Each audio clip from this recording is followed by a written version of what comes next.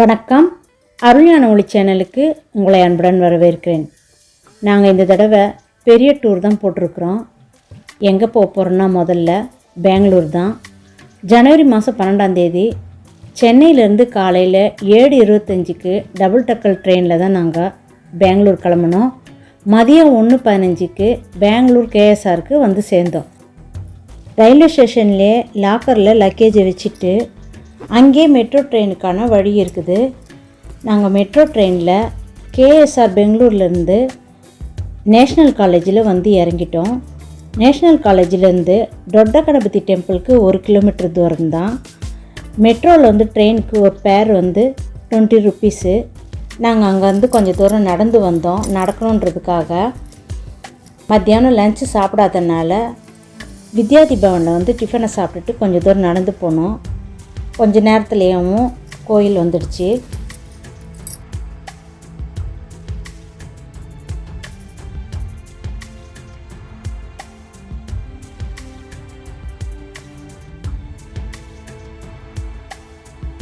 இப்போ எங்கே வந்திருக்கோன்னா தொட்ட கணபதி டெம்பிளுக்கு வந்திருக்கோம்.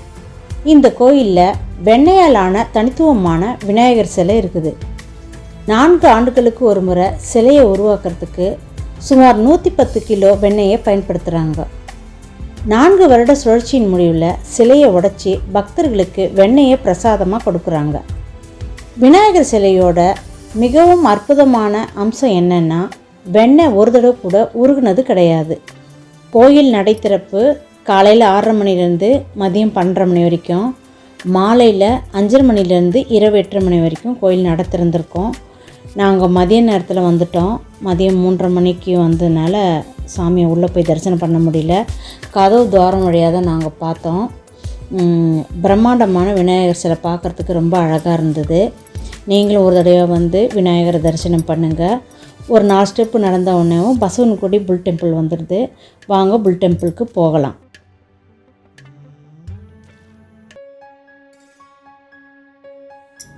பசவன்குடி புல் டெம்பிள் 16ஆம் நூற்றாண்டை சேர்ந்தது. விஜயநகர கட்டிடக்கலை பாணியில் இந்த கோயில் கட்டப்பட்டிருக்குது. காளை கோயில் கட்டுமானத்தில் ஒரு சுவாரஸ்யமான புராண கதை இருக்குது. பூர்வீக புராணத்தின்படி இந்த பகுதி நிலக்கடலை, அதாவது வேர்க்கடலை வளமான சாகுபடிக்கு தகுந்த இடமா இருந்தது. இந்த பகுதியில் ஒரு காளை இருந்தது. அந்த காளை வந்து பயிர்களெல்லாம் சேதப்படுத்திகிட்டே இருந்தது. நாளுக்கு நாள் சேதங்கள் அதிகமாயிட்டே இருந்தது. இதனால் விவசாயிகளை ரொம்ப கவலை அடைஞ்சாங்க. அதை சரி செய்கிறதுக்கு என்னென்னமோ வழி பார்த்தாங்க, முடியல. கடைசியில் காளையை சமாதானப்படுத்தணுன்ற நம்பிக்கையில் காளைக்கு ஒரு கோயில் கட்டணும்னு முடிவு செஞ்சாங்க. அதிசயமாக கோயில் கட்டின பிறகு காளை பயிர்களை தாக்குறதை நிறுத்திச்சு. காளையை சமாதானப்படுத்தினதில் ரொம்ப சந்தோஷப்பட்ட விவசாயிங்க கோயிலுக்கு பக்கத்துலேயும் ஒரு நிலக்கடலை சந்தை நடத்துறதுக்கு முடிவு செஞ்சாங்க. அதுதான் கடலைக்காய் பரிசு என்று அழைக்கப்படும் திருவிழா. இந்த திருவிழா இந்த பகுதியில் இன்னும் தொடர்ந்து கொண்டாடிட்டு வராங்க. மற்றும் உள்ளூர் மக்களிடையே மிகவும் பிரபலமாக இருந்துட்டு வருது.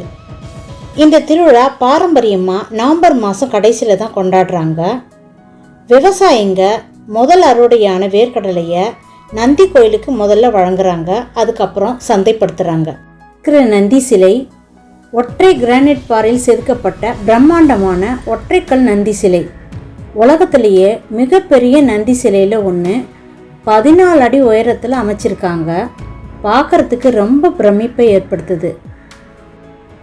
கோயில் நடை திறப்பு தினமும் காலை 6 மணி முதல் இரவு 8 மணி வரைக்கும் திறந்திருக்கோம். நந்தி சிவபெருமானின் வழிபாட்டு வாகனமாக செயல்படுகிறாரு. நந்தி சிலை பொதுவாக சிவன் கோயில்களில் சிவலிங்கத்தை நோக்கி இருக்கும். ஆனால் பசவன்குடி புல் டெம்பிளில் தனித்துவமான அம்சம் என்னென்னா, நந்தி சிலையே முதன்மையான தெய்வமாக காணப்படுது. காளையின் பின்னால் ஒரு சின்ன கருவறையில் சமீபத்தில் தான் ஒரு சின்ன சிவலிங்கத்தை வச்சுருக்கிறாங்க. இதனால் பக்தர்கள் சிவனையும் நந்தி பெருமானையும் சேர்ந்து வணங்க முடியுது.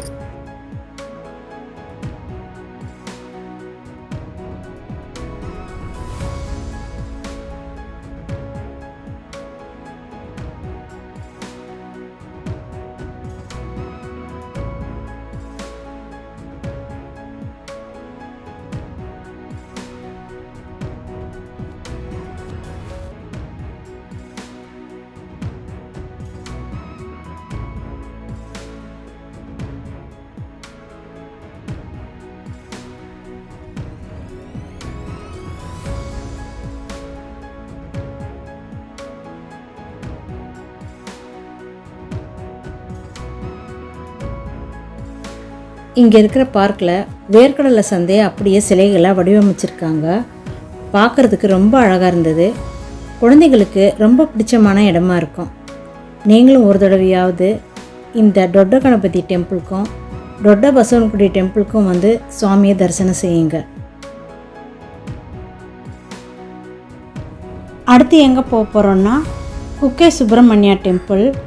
எப்படி போகிறோன்றதை அடுத்த வீடியோவில் ஃபுல் டீட்டெயில் சொல்கிறேன்.